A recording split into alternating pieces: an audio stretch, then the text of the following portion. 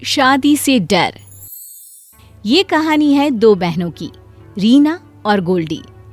रीना पढ़ने में अच्छी नहीं थी, उसके जीवन का एक ही मकसद था। माँ देखो ना, कोई लड़का हो तो मेरी शादी करानी है या नहीं करानी, देख लो वरना मैं ही देख लूंगी कैसा सा भी। अरे बस कर रीना, क्या लगा रखा है शादी शादी। हम लोगों ने कब मना किया कि शादी नहीं करेंगे, लेकिन सही वक्त तो आने दे। दीदी रोज तो पापा लड़का देख ही रहे हैं, अब कोई अच्छा नहीं मिल पा रहा है तो क्या करे, कहीं भी तो नहीं कर सकते ना।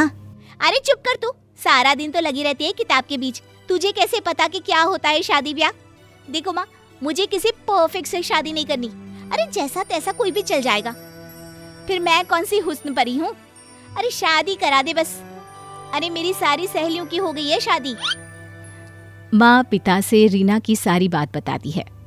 देखो जी, अब जितने रिश्ते हैं हाथ में दिखा दो, वो जो फाइनल करे कर दो शादी। क्या करे जब रुकने को तैयार ही नहीं है। सही बोल रही हो, कल को खुद से करके आएगी तो भी दिक्कत हो जाएगी ना। पिता रीना को 2-4 रिश्ते दिखाते हैं और रीना बिना किसी को ठीक से देखे ही ये वाला ठीक है, इसे ओके कर दो। अरे लेकिन बेटा, इसकी माँ बहुत तेज है। अरे पापा ठीक है ना, देख लेंगे फिर कभी। माँ तेज है तो रहने दो, वैसे भी कितनी जीती है आजकल की बुढ़िया।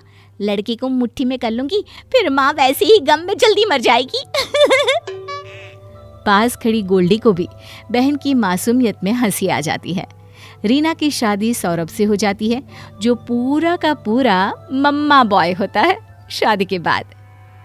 देखो रीना, तुमको हमेशा माँ की बात माननी होगी, वो जो बोले जैसा बोले। हाँ ठीक है ना, लेकिन तुम्हें मेरी बात माननी होगी, मैं जो बोलूं जैसा बोलूं। सौरभ को रीना की बात बिल्कुल भी फनी नहीं लगती। देखो, ये बात बात पर ही हंसा मत करो। ये क्या बोल रही हो कि मैं तुम्हारी सारी बात मानूं? हाँ, कहाँ से आई हो तुम? माँ सही कहती है, तुम मुझे मुट्ठी में रखना चाहती हो, लेकिन मैं ऐसा नहीं हूँ, समझी? सौरभ वहां से चला जाता है। रीना सोचती ही रह जाती है कि वही आखिर हो क्या गया।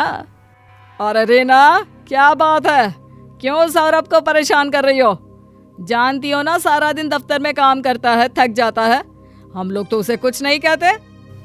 दरअसल सास देख लेती है कि सौरभ वहीं खड़ा है, लेकिन सौरभ के जाने के बाद देख रीना, तू ये ना समझ कि मेरा बेटा मुझे कुछ नहीं बताएगा।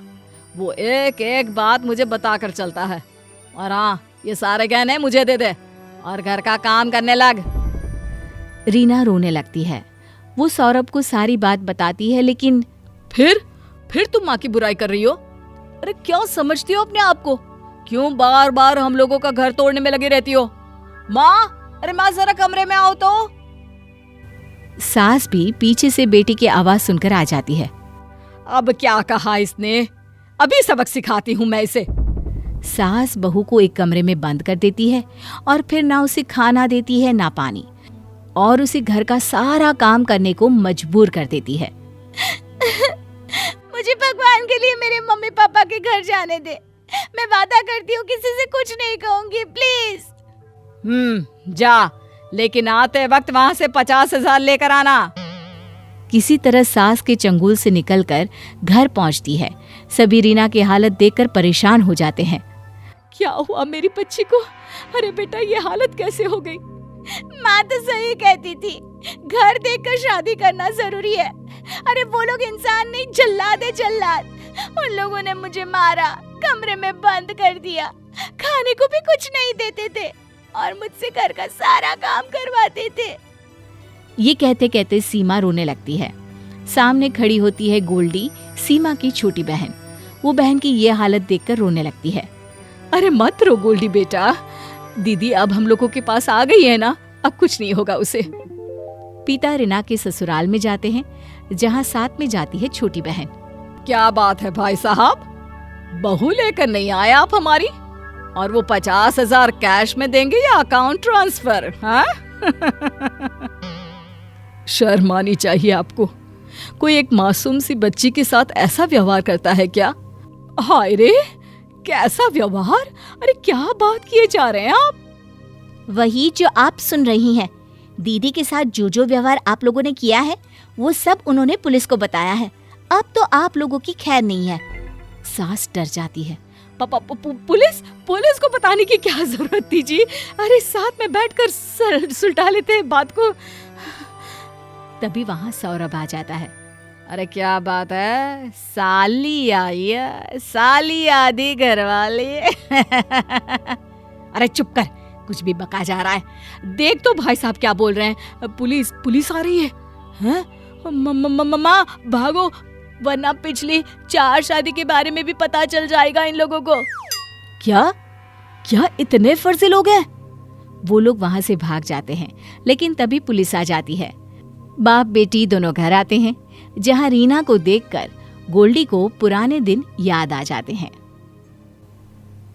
माँ, दीदी कितनी अच्छी थी ना, कितना खुश रहा करती थी। अब तो लगता है जैसे किसी ने उनकी सारी खुशियां ही छीन ली हो। दिन बीतते हैं। एक दिन माँ कहती है, रीना तेरे लिए एक रिश्ता आया है, लड़का अच्छा है, वो तुझे खुश रखेगा। नहीं माँ, मैं कभी शादी नहीं करूंगी। शादी बहुत ही बुरी चीज होती है। मुझे तो यहीं रहने दे माँ, तू अपने पास। बेटा ऐसा नहीं है। याद कर कैसे तू शादी करने के लिए परेशान रहती थी कि तेरी सारी सहेलियों की शादी हो गई है और मेरी नहीं हुई, है ना बेटा? बेटा सोच कि वो समय फिर से आने वाला है। और नहीं तो क्या, हम लोगों के जीते जी तू सेटल हो जाए, और क्या चाहिए। तभी वहां पड़ोस की चाची आ जाती है, जिनका उनके घर से परिवार जैसा रिश्ता था। हाँ, बहुत बड़ी बड़ी बातें कर रही हो। अरे मैंने तो तब भी कहा था, रीना का ससुराल जैसा भी था एडजस्ट करवा देती। अरे जीते जी बेटी को सेटल देखने का शौक है तो जीते जी घर क्यों तुड़वा दिया? रीना चाची की बात सुनकर गुस्सा हो जाती है और वहां से चली जाती है। कोई माँ अपनी बेटी का घर तोड़ना नहीं चाहती, वो तो बस बेटी को खुश देखना चाहती है। मैंने भी वही किया। अब हमारी गुड़िया को ही देख ले, एक बार शादी की तो दोबारा पलट कर देखने भी नहीं गए कि कैसी है, किस हाल में है। फोन पर वैसे हाल चाल मिल जाता है ना, इतना ही है। अरे अपने घर खुश रहे। तभी रीना की छोटी बहन बोल पड़ती है, हाँ चाची पता है, अच्छी खासी गुड़िया की क्या हालत है, क्या हम नहीं जानते? अरे सूख कर कांटा हो गई है, कांटा। पर जाने दो चाची, तुम्हें क्या। बेटे की चाहत में 6 बेटियां भी हो गई उसे। अरे कितनी अच्छी सी थी गुड़िया, पढ़ने में होशियार, खुश मिजाज, लेकिन आप लोगों ने तो उसे अधमरा कर दिया। हाँ, लेकिन मेरे जीते जी मायके में तो नहीं है ना। अरे ससुराल में ही बेटियां अच्छी लगती है, मायके में नहीं। रीना सबकी बात कोने में खड़ी सुन रही होती है। देखिए चाची, ये सच है कि मैं अपनी बेटी को अपने जीते जी सेटल देखना चाहती हूँ। माना चाची, लड़कियां मायके में अच्छी नहीं लगती, लेकिन ससुराल में मरी बेटी देखने से तो अच्छा है ना कि मायके में जिंदा बेटी देखूं। बाकी चाची अपनी अपनी सोच है। मैं तो चली पूजा करने, चाय पीकर जाइएगा आप। माँ वहां से चली जाती है। रीना को माँ का फैसला सुनकर गर्व महसूस होता है। और चाची चाची को क्या समझ आया वो तो वही जाने।